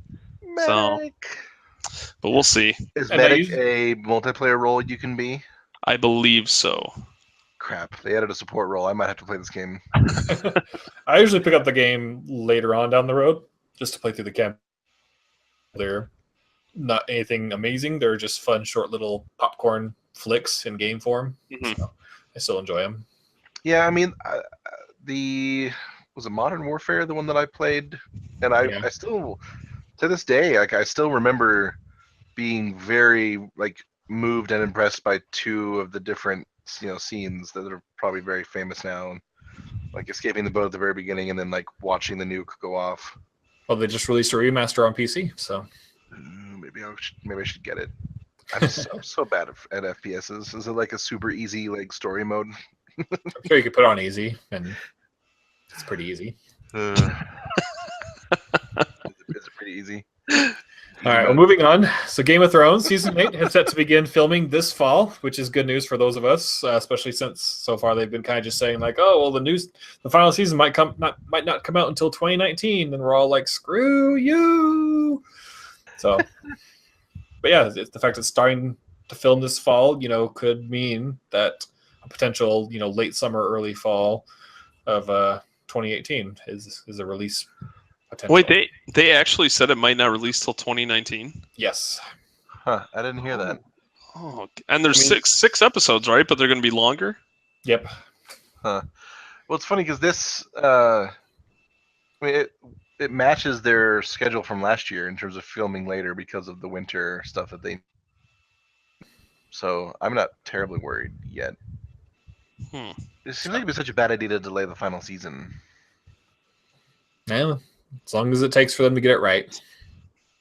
Well, how long did season 3 of Twin Peaks take? I know. Yeah.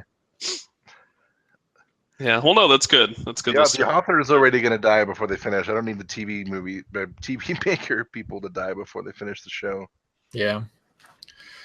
I still feel like the books are done. I think so too. I legitimately think that they're not gonna finish the books. He's not gonna finish the books. No, I meant I think he finished them a long time ago. Oh, really? Yeah. Huh? Yep. I feel like he's just holding on to them because of the show's Nah. popularity. Meh. I think he just wrote himself to a corner and he has no idea how to get himself out of it.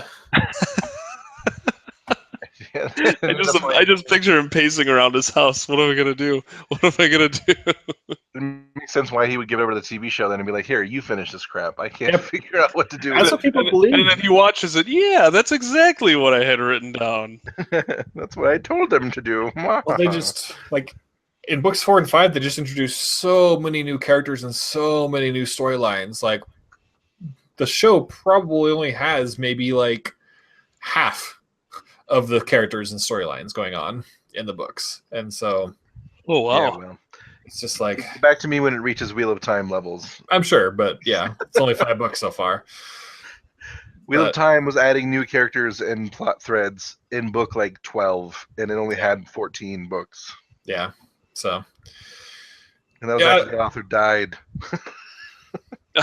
I just don't think he's gonna finish them. And once the show ends, I'll be fine with just taking that as the end of the story. Yeah. And then moving on and not even probably reading the books if they do come out. But speaking of premium quote unquote cable productions, Apple has set aside $1 billion to produce original content over the next year. Did you put your pinky up to your lips when you said I that? legitimately did. $1 billion. I don't think it's possible for anyone to say that without putting their pinky up to their mouth. So That's probably true. I'm actually really excited about this. I don't know how you guys feel about it. But really, yeah. I'm very indifferent. Well, I I don't mean- really have an opinion on this. Other content producer people things. It's one more death knell in cable is how I see it, and that makes me happy. So I will pay Apple for new TV shows if it means good content that I don't have to buy 1,000 channels for. Yeah, touche. I just hope. Are you thinking they might do a subscription cost, or them do the episode buying individually? Well, that's an interesting question, especially given the iTunes was kind of the first one to do digital purchasing, and they definitely did it episode by episode. But don't they have like iTunes Music or Apple Music or whatever it is now is a monthly service, right? Yep. Yeah. So I could definitely see them going the Netflix or Hulu or CBS or HBO model. It's just so many subscriptions nowadays, though. But it's like in a way, it's almost worse than cable now. But it's so easy to subscribe and unsubscribe from the things you want or don't want. Like, No, if that's all true. you want from CBS is Big Brother, you unsubscribe between August and like June. Yeah. And that's a little bit short, but you know what I mean. Like everything but the summer, you just don't pay for it, and that's like what I'm doing with HBO Go right now, or HBO Now rather. Yeah. That's a confusing thing. They need to fix those two names. Like I literally, as soon as Game of Thrones is over, unless I really feel the urge to watch like Leftovers or something, I'm gonna cancel my subscription until next year. Yeah. So. But I just feel like there's more and more subscription services like popping up that now it's kind of getting out of control, and I feel like eventually there's going to be so many that someone's going to come and just compile them all into one, and it's just going to be cable again. But now you can pay like piece by piece. I'm hoping, because I totally get what you're saying. Like that's awesome how you could do that. Like, oh, I love Game of Thrones. I'm going to pay for HBO for a couple months and that's it.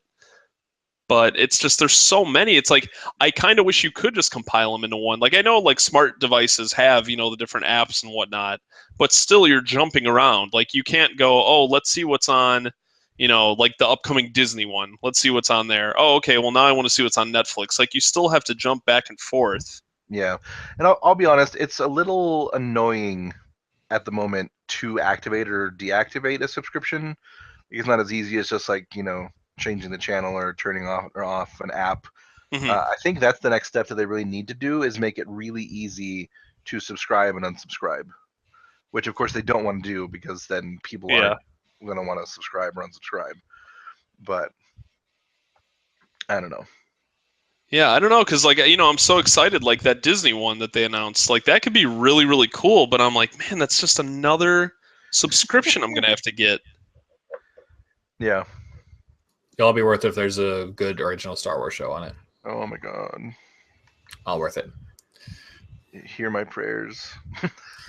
Well, speaking of a movie subscription, MoviePass made big news this week when they announced that they were dropping their infinite movie theater, one movie a day at least subscription to movie theater movies from $50 a month to $10 a month. Did you both see this? Oh yes. Yeah, that's crazy. So I subscribed immediately. It was something I was actually considering a few years ago. I was living with a buddy in an apartment that was right next to a movie theater. Like it was when the service first came out. I think it was $40 a month at that time, and we were seriously considering doing it because we would just walk next door literally to the movie theater and see movies so often. Yeah. We thought about doing that, but we ultimately decided it wasn't because you had to buy in like a year contract or something like that. And if you got out early, you had to pay the cost of like every ticket you use and stuff like that. And so we're like, not sure we're ready to commit to that. But so it kind of left my radar. And then, it just made big news on Tuesday when they're like, yep, it's now $10 a month, no commitments, no contracts. And I was like, oh yes. It seems too good to be true, though. But I don't know. Like, see, the problem is I have some theaters that are less than 10 minutes from where I live, but they're both AMC theaters, and AMC is not with this. Yeah. But how do they, like, can they do that? Can they say, no, we're not doing this? Like, I don't know how the whole process works. Well, there's two ways it can work. I did a lot of research. So some theaters, they're either partnered up with MoviePass or they use another third-party e-ticketing system. I'm not sure which, but it's where you could use your app. You just go into Movie Pass, you select the time and movie you want to watch, and then it says okay, and it gives you like a QR code in the app itself, and you just show them that QR code, they scan it, and you're in. Unfortunately, no theaters in my area do that, and so what they do is that they send you a credit card or a debit card, I guess technically, that it has no money on it, but then when you get to the theater, you check in on the app. It uses GPS to show you're at the theater, and then you select the movie you want to see and time you want to see, and then it sees how much it is on either the theater's website or through an API or something like that, and then it puts that exact amount or maybe a dollar or two more than that amount on that debit card pretty much instantly, and then you just pay with that Movie Pass debit card. What? That's a little convoluted. I'm not gonna lie. It sounds convoluted, but you click what movie you want to see, like as you're walking in or in the parking lot, and then you walk in and say, ticket to this, please, and they tell you how much. Then you swipe that card, and it's done. Huh. So how do they handle if you're someone like me who really wants assigned seating ahead of time? Do you have to go to the theater first before you can select your seat? Then that's a problem right now. Yeah, if it does that e-ticketing system, like I mentioned earlier, if they're partnered in it, you could do the assigned seat beforehand. But according to reports, they usually don't let you do it unless, you do it when you're at the theater. So, you'd have to be at the theater either earlier on that same day as well. You can't get it super far in advance. That has to be the same day. Well, if they work this out with AMC, I'll definitely do it because I would basically see everything that comes out. Yeah, I mean, I looked. I have budget tracking. I have budget tracking software, and in the past 12 months, I've spent $400 on movie tickets.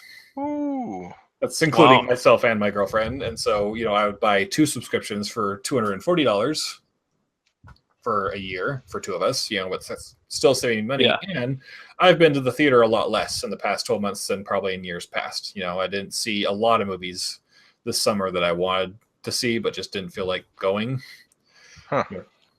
Things like Alien Covenant and the Planet of the Apes movie and Dunkirk, I just didn't end up seeing. But if I had this movie passed, I would have just gone. Yeah, you just go every Thursday if you wanted to. That's pretty awesome.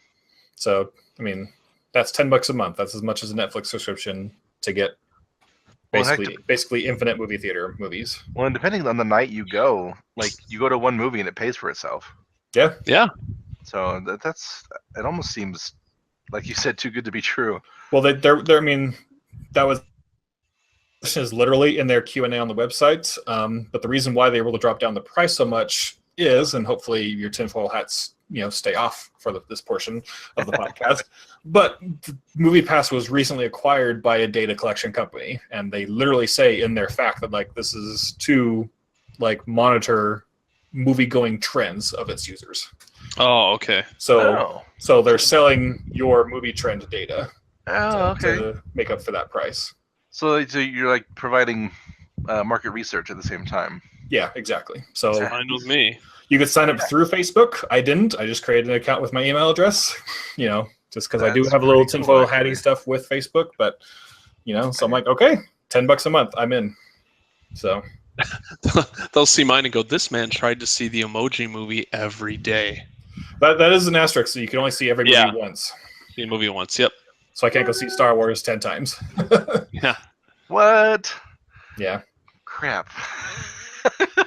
I mean, it is limited to 2D showings only, no IMAX, no 3D. Oh noes. So yeah. Yeah, that's okay. I think that's a selling point for me. I hate 3D movies. I'm sorry. I love you, James Cameron, but I hate 3D movies. Yeah. And I keep going now, and it just reloads the page. I don't know what I'm doing wrong. So I don't want to sound like a corporate shill, and we'll see what happens when I have it, actually, But right now I'm excited for it. So yeah, I just hope they work something out with AMC for my sake.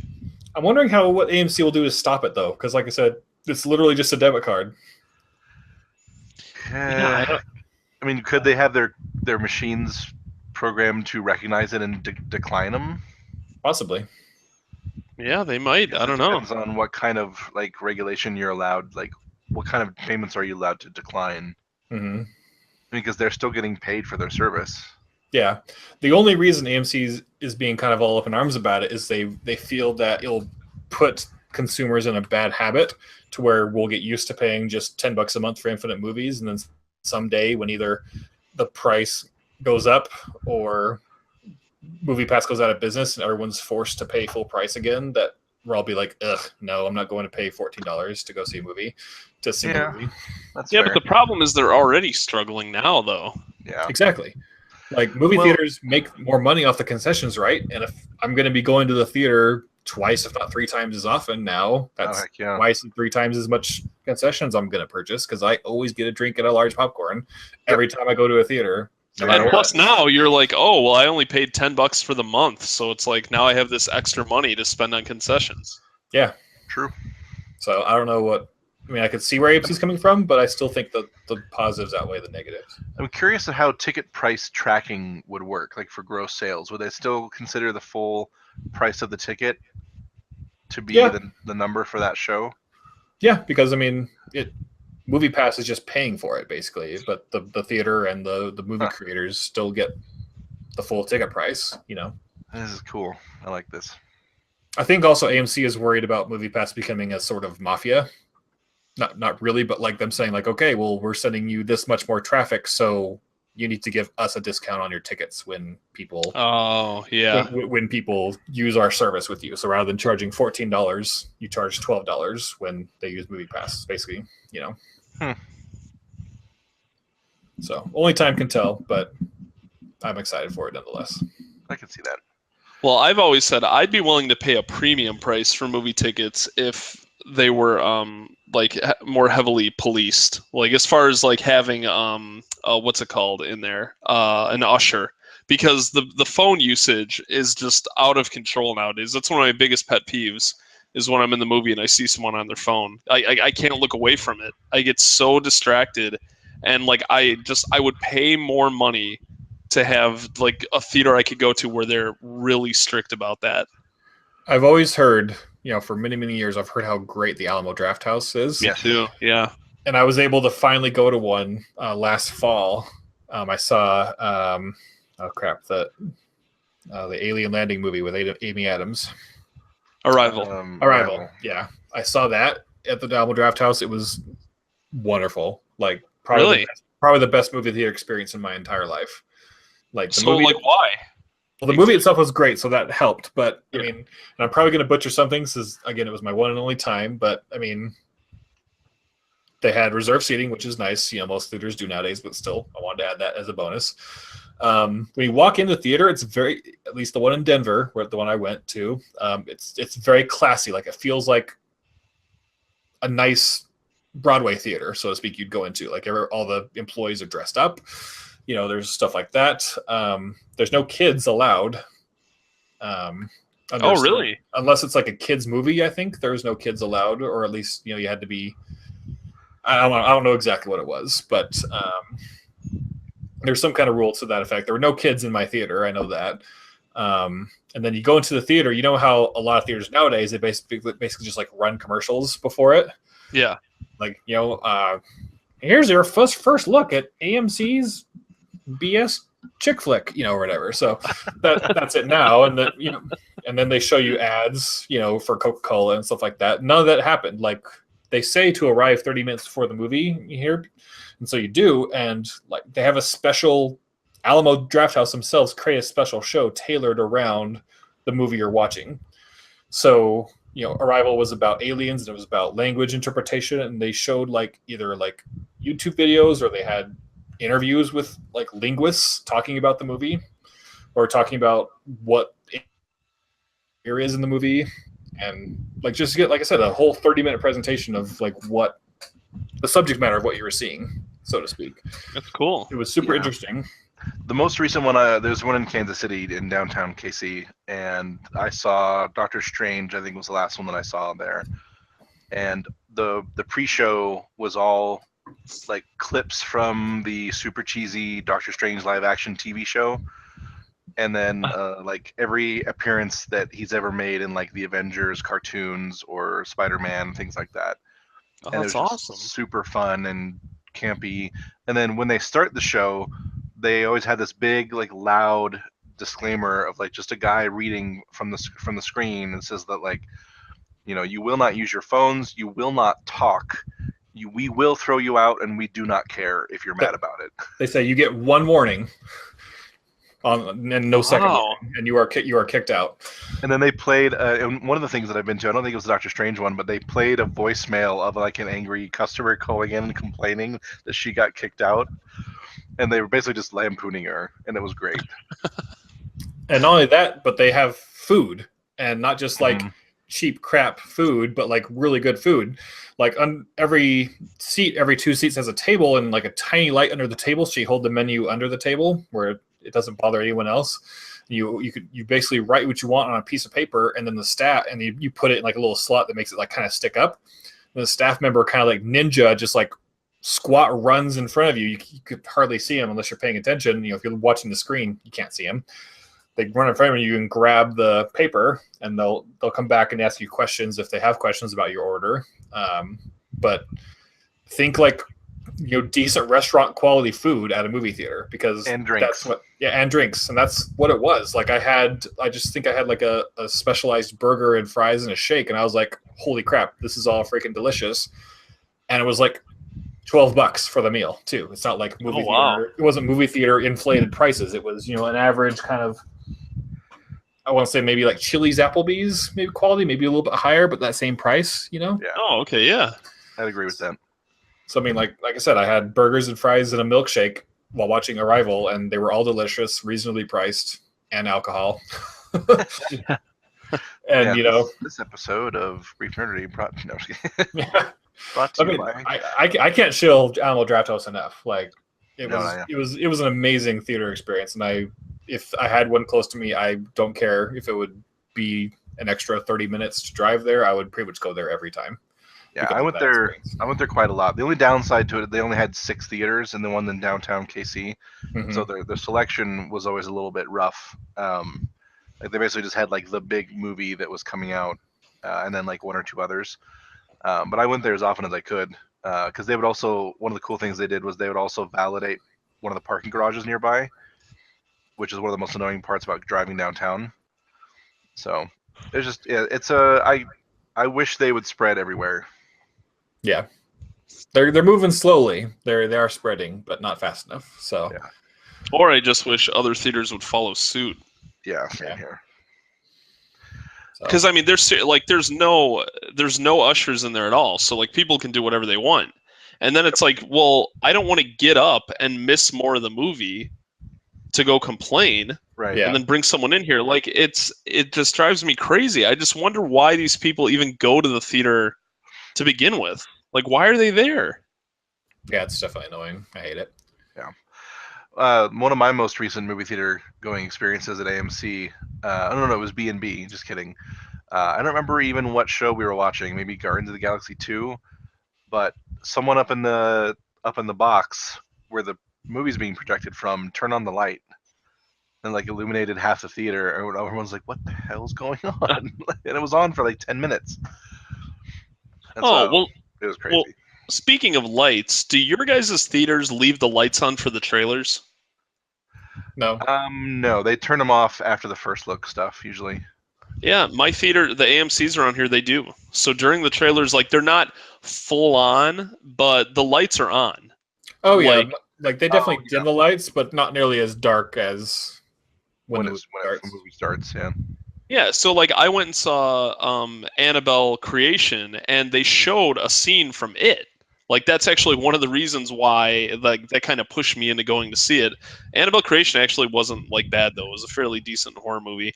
But they show a scene from it, like one of my most anticipated movies this year, and you have to watch it with the lights on. And I'm like, I don't get why they do it. That's kind of annoying. Save us, Alamo Drafthouse. Yes, please, if you're listening. Save us, Movie Pass. Movie. I can't hear you guys say Movie Pass without thinking of Multi-Pass. Lilu Multi-Pass. Movie Pass. And I think every time I use it to go to a movie, I'm gonna like present it to him, be like, Movie Pass. Totally. All right. Well, last but not least, for our announcements and news for the week it's official. We have an Obi-Wan movie in the works. Yes. We have a director on board, but no actor. I'm really frustrated. This is the only thing that's making me upset about this. Because the Yeah, only like- reason they wouldn't announce Ewan McGregor is if he either hasn't said yes yet, which would be very surprised, or they haven't offered it to him yet, which pisses me off. Like, that's going to make or break my excitement for this movie. I'm already very... You have the only living Obi-Wan Kenobi actor in the prime of his career, doing very well, and you're most likely going to be having it take place in a age. What is the confusion here? I don't understand. Yeah, like I'm already nervous enough about Han Solo moving and the recasting of Han Solo and Lando and stuff like that. So if they have a recasted Obi-Wan movie for one reason or another, I'm gonna be like, no. I'm gonna be upset. I heard it was a female reboot.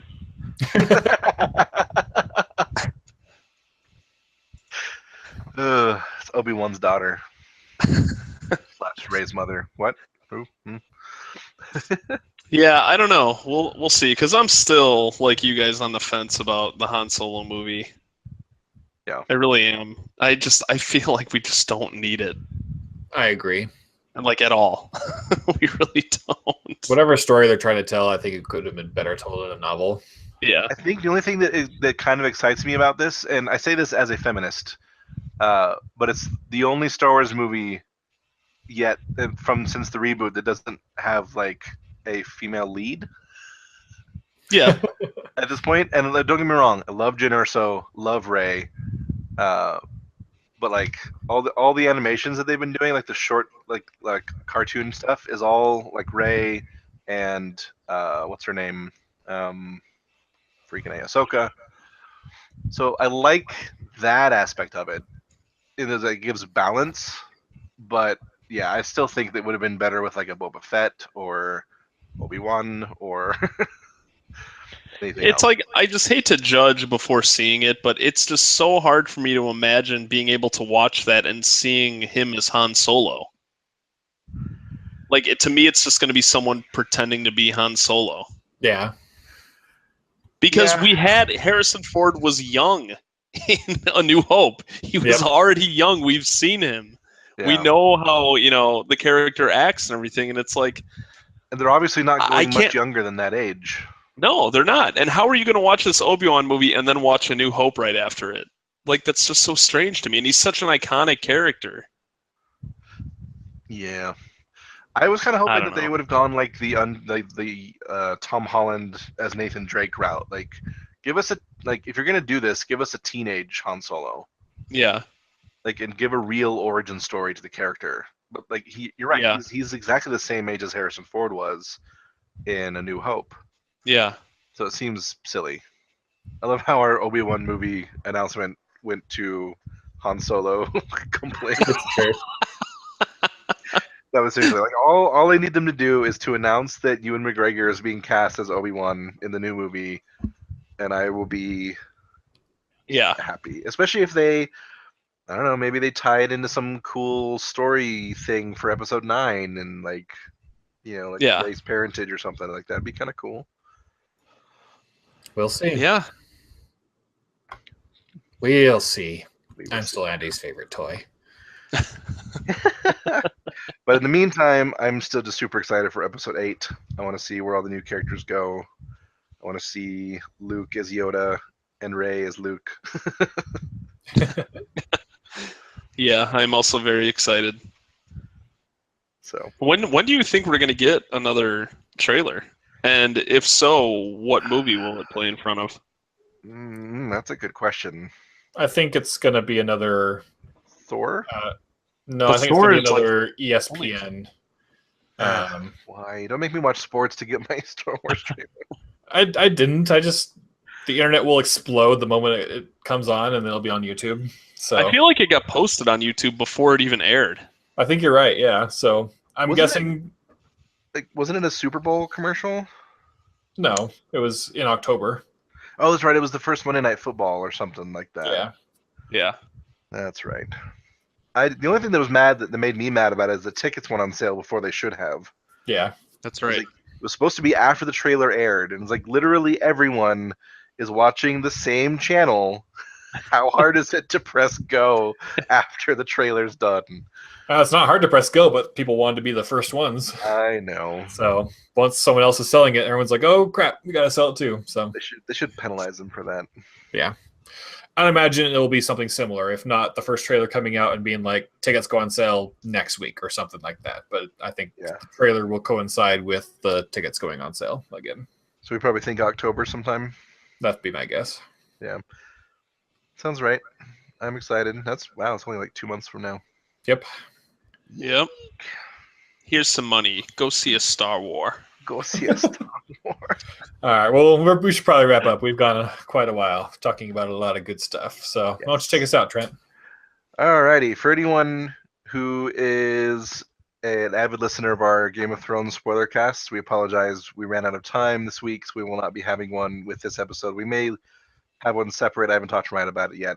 So in the meantime, go to iTunes, leave us a comment and a rating if you would. Go check out our website, briefnerdity.com.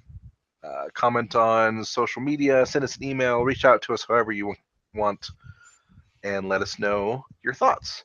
And in the meantime, we'll see you guys at least next week. May the force be with you. Ditto.